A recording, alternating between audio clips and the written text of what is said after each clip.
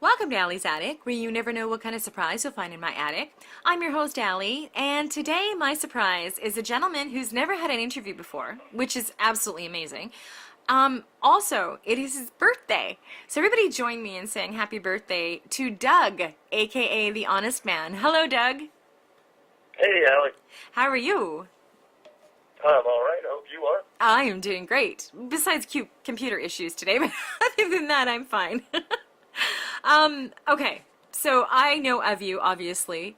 You are on Twitter, and it's The Honest Man, and there's a slash through this, it's a zero, I'm assuming, right? Right, yes, it's a zero. Okay. So if people want to find you, they can find you on Twitter, which is where I found you. Now, talk about when you decided that you wanted to be a singer-songwriter. Well, I started playing guitar when I was about 11. Not very well. I don't exactly know what got me interested in it. There was no specific event or person. I just felt like, hey, that's something I want to try. And I tried throughout my years to master it. Got to about the G and C chords and gave up for a while. Then about high school, I started picking it up again in my freshman year of high school and ended up joining the school's jazz band, which is where I pretty much found my love for music and found out how versatile the guitar can be. Found out that there was 20 different ways to phrase a chord, and that you could make it a whole lot easier on yourself to learn that way. Did that for about 3 years in high school and formed a band way back in the 90s called Third Ship Poetry. And we played quite a few little places in the Durham, Chapel Hill, North Carolina area for a while until everybody else decided they had to be grown-ups and go get jobs. As so often does happen when people have bands in high school. Mm-hmm. I, however, remain the holdout dreamer. So I tried to keep going. Turns out I wasn't good enough to go by myself yet. I still had trouble doing things like playing guitar and opening my mouth at the same time. That took very, very long to master. Even to this day, there's certain songs that I wouldn't even attempt to play live because I would flip them. Too many riffs and lead licks you can't really speak over. At least I can't. So let's see. There was a band in high school, and then I finally had to buckle down under the pressure of parents to go get a job, which I did, and pretty much forgot about music for at least 10 or 15 years.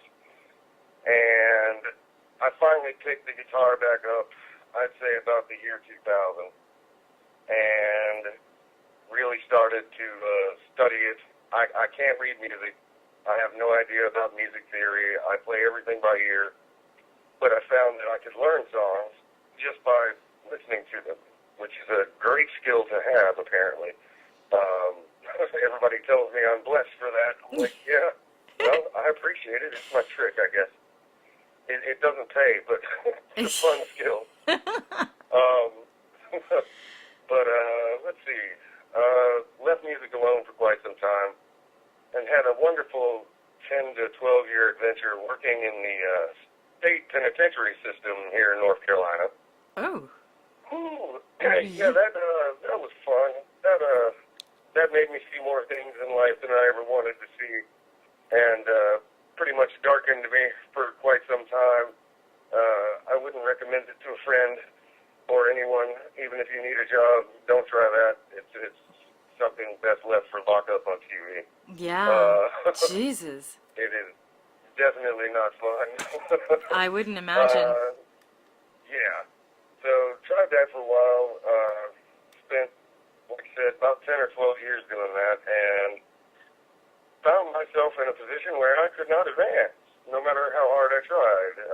They'd have me running the unit one night, and they wouldn't pay me for it or give me stripes. So I said bye and left that about 2011, and pretty much drifted from there. Had a bit of a rough patch. Pretty much kept the family, but lost the house and everything else. So ended up becoming part of the great boomerang kid generation, much to my chagrin, which is sadly still where I find myself, living on my parents' land in a little yellow shed. Oh my goodness. It's not as bad as all that. I have a bed in the house to sleep in, but I choose to stay. I choose to stay in my shed. Mm-hmm. It is my bat cave, my little bat cave retreat, where I do everything. I live with my parents. I stay in the bedroom. I know where you're coming from. But yeah, no, it's dire straits. I've done some work in landscaping for the past several years, but you ever been around a group of people that was just so bad that you had to get away from them? Mm-hmm. Yeah. And that's where I found myself with that job, man. It tore me down with it. A few legal consequences along the way. So, yeah, needless to say, I don't have that job or any other job at the moment. So I've decided to go whole hog with the music and try my best to get it out there. Oh. Go ahead. Nothing. I don't know. My computer is doing weird things. Continue. Okay. Go on. It's okay. Go on. I started this H0nest Man project in 2015. Now, the name comes from my wife. We were going over it, and we're somewhat paranoid of the internet and all of that because we just are. Mm-hmm. So she was like, you got to have a stage name or an alias or something. I don't just want you to say your name out loud everywhere and all that. I'm like, well, okay. Fair enough. I probably made a few enemies working in prison that I don't want to find me just like that. Mm-hmm. But so she called me the H0nest Man because she said, you know, the one thing about you that you can always say is you tell your truth. You call it like you see it, and you write your songs that way. So let's just call you the H0nest Man. I was like, well, put a zero in that because, yeah. Some of it may not be the actual truth. It's just my truth. So let's qualify it with a zero and move on. So that's how we came up with the H0nest Man. Wow. And I'd like to think that my songwriting does reflect a little bit of that. I have several songs that are, I don't know, lightly veiled political messages, but I try to definitely stay out of politics, especially online. It's just far too bitter a climate for me, so I just put it in rhyme and metaphor and anecdotes and songs and try to keep a lot of those tongue-in-cheek. Yeah. Just, like I said, I'm not a fence rider, but there's no side I really want to take right now, man. I'm good. I feel like the unheard moderate voice of reason sometimes. It's like, but listen, can't we all just, I don't know, get along here? Oh, yeah, that would be nice. Yeah, it's gotten a little out of hand. So, like I said, I never try to be preachy, and I never try to push any agenda one way or the other, but I will definitely wrap it in a veil of secrecy what I'm talking about. And, you know, if anybody ever asks, hey, what's this song about? Well, let me tell you. Yeah, exactly. You know, I've got one song called Rome is Burning, and it's basically a song about the decline of Western civilization and all the crazy stuff that's going on in America right now. I mean, I'm definitely anti-war. I don't see a need to continually have a generational war. I mean, for God's sakes, can't we stop shooting for 5 minutes and sit down at the table? Yeah. And I sat through the whole Bush era scratching my head, like, how are we going to get out of this? How are we going to get out of this? Oh, and I know. You know now how? We're up to Trump, and we're still there. Yeah, So, let's, well, I don't live in the States, but let's elect Trump and see if things get better. Please. Yeah, well, let's see what happens. This is a good idea. I mean, yeah, I don't get it. But like I said, I try my best to stay out of spouting opinions or jumping on one bandwagon or the other, because quite frankly, they move too fast these days to even keep up with it. And by the time you pick a cause, there's the next one rolling around. So it's just not worth my time. Mm-hmm. Yeah, I'm just But waiting. anyway. I'm waiting to hear the impeachment. I want them to impeach him so bad, and I'm not even a U.S. citizen. But anyway, I don't get. Yeah, I don't I get. mean, Yeah, I don't get involved in politics either. But just watching the world right now and having grandchildren grow up in it, so I hear where you're coming from because I try to stay away from it too. But it's gotten to the point where it's like, come on, people, like open your eyes. Let's get this figured out, and I don't know, maybe put some women in there because even as kind of hormonal as we get, our first option isn't war. But anyway, that's all the thing I'm going to say about politics. Keep going. I agree. It's like, we got to do something different, not more of the same or backtracking 40 years like we've done now. I mean, it's just, it's gotten to the point where it's like, really? Is the whole world a Saturday Night Live sketch? Is this real life? I mean, I seriously, I used to get up and had a couple of YouTube channels that I watched every morning with pretty decent news wrap-ups, and I have not watched a single bit of news in 2 months and found myself quite happier for it. Well, like I say, it turns out if you don't pay attention, it doesn't affect you. it doesn't affect you. Yeah, I say all the time, So, turn off the TV, turn yeah. on some music. Like, just turn on music and turn Exactly. off the news. Yeah. I mean, I'd rather sit and find some nice indie band to listen to than waste my time on more news. Mm-hmm. It's too crazy out there. It is. Absolutely crazy. Well, I'm glad that you're And- putting it in your songs because your songs are amazing. Yeah. But yeah, no, I try to write with I mean, I've got several songs that are vaguely about current events or things like that I just see blurbs on the news and I'm like, man, somebody needs to say something, but it's not going to be me directly. So I'll just write a little ditty about it and move on. I really try to write from the thinking of older music, like stuff from the 60s, Crosby, Stills and Nash, Neil Young, Van Morrison, stuff like that, you know, it used to just be about the songs. And the songs used to be about something, whether it was social issues or deeply personal to the artist. And I feel like the mainstream music business has definitely sold its soul. It doesn't try to do any of that anymore, and it's such a loss as a platform for anything in this world. The songs are all about dancing, trying to have sex, but making money. And you can even try to listen to new country, and it's just like, oh my God. Yeah. Are you guys kidding? What is this crap? It's just crap. And, you know, there was this website that would show you this week in the key of D, and they would go through the pop songs of the week, and they would all be the same song. Yeah. The same arrangement with just different words and different artists, and it was just like, so everything is a cookie cutter. That's great. You know how many times I use that word? I'm going to get myself in trouble, but yeah, I agree. I really don't understand why anybody turns on their regular radio anymore. I don't want to hear Ryan Seacrest every morning. No. I actually listen to the 70s. Like you're talking about Crosby, Stills and Nash and on Van Morrison. That's the music I listen to. I mean, obviously I have to listen to the newer stuff and because of my show. But if I'm relaxing, and I don't watch TV, the only show I watch is The Voice. I absolutely friggin' love it because it's just The Voice. But yeah, I don't know. I just listen to the 70s. It's peaceful and they mean something like you said. And I don't know, I love it way better than exactly what you said. I mean, it's two different artists back to back and they sound the exact same.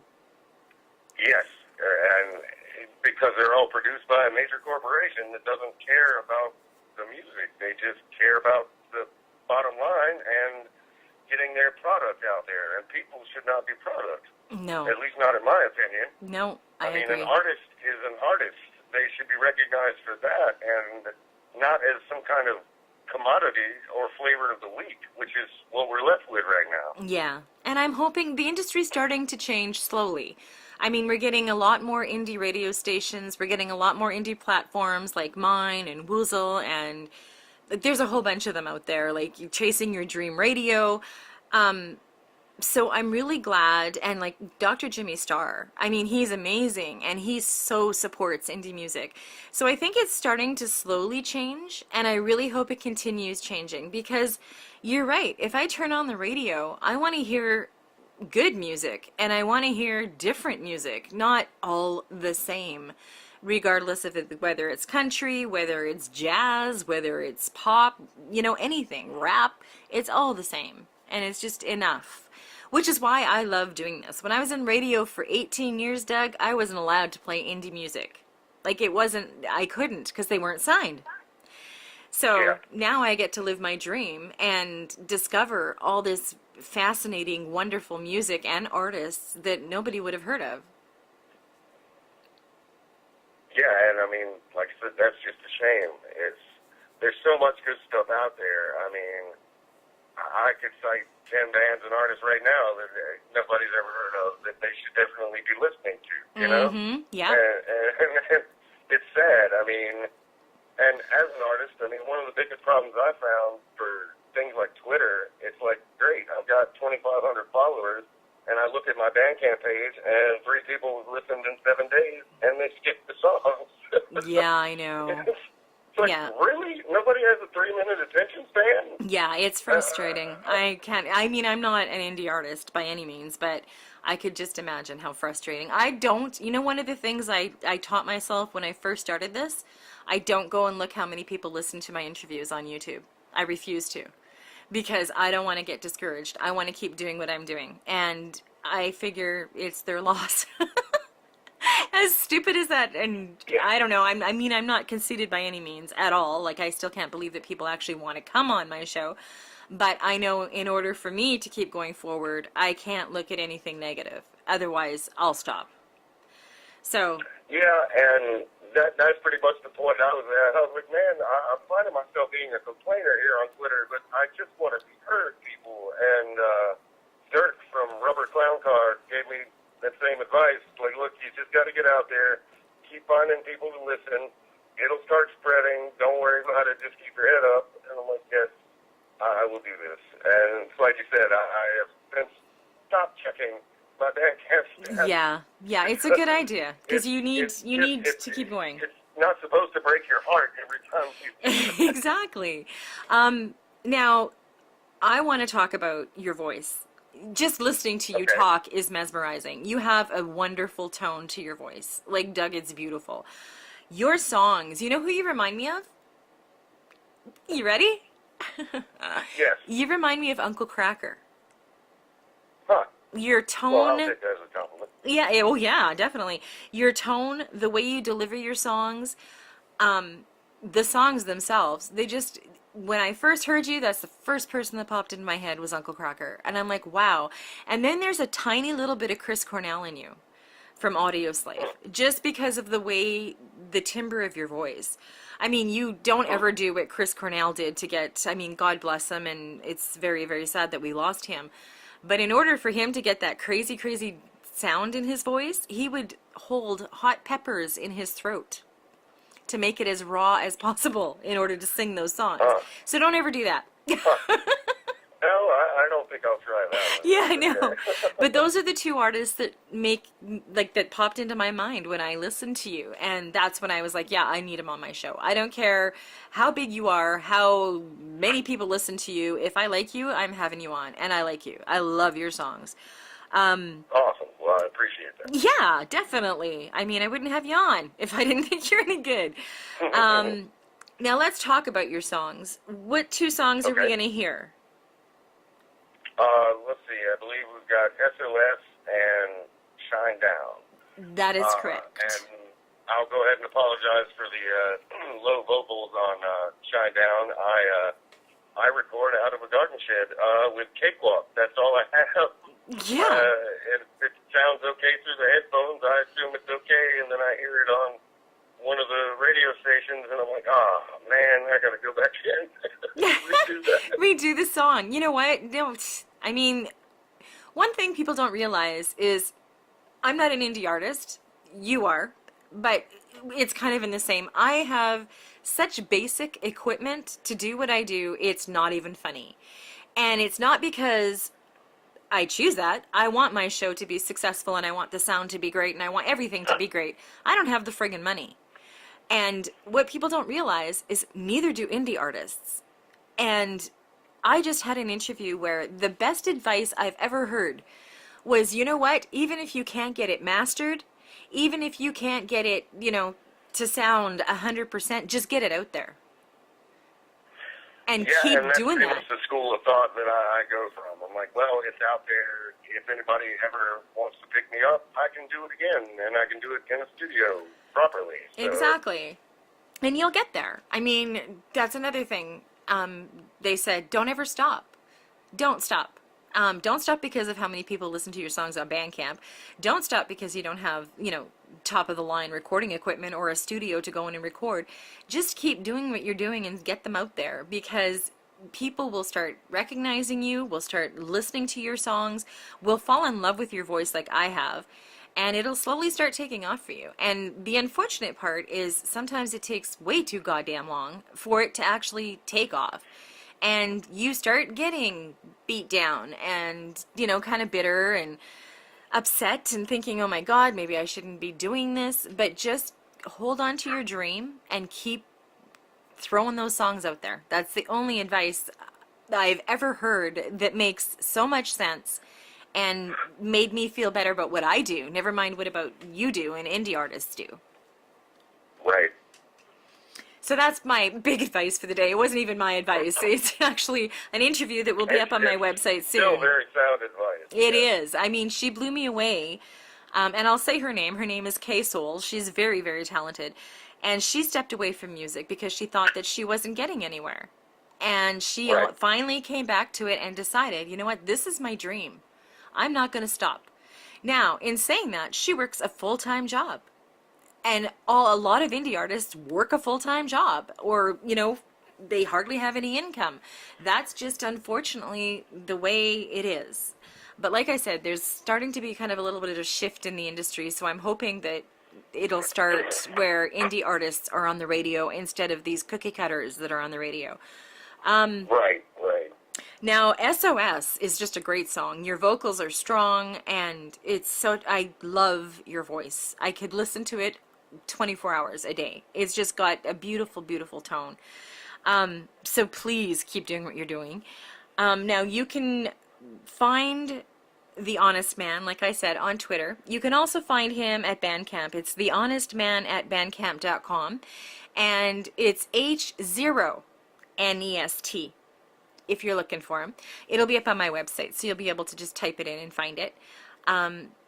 We're going to hear SOS and Shine Down, and they're both beautiful songs. You have to listen to the lyrics to get the songs, and once you do, they're beautiful. And Doug, happy birthday. Thank you so much. And you did great for your first interview, my man. That was absolutely awesome. It's wonderful talking to you. Ooh, and we're getting screeching now. I don't know what's going on with my computer anymore. But I want to say thank you for taking time out of your birthday day and coming on my show. If anything new happens, you're more than welcome to come back. If you have any new singles that you have produced that you want to throw up on my odds and ends page, that is available to you. I love helping promote as many indie artists as I can.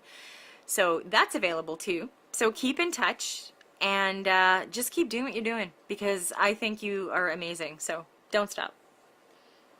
I will not, and I appreciate you having me on, Allie. Thank you so much. You're welcome. And yeah, you blew me away for your first interview.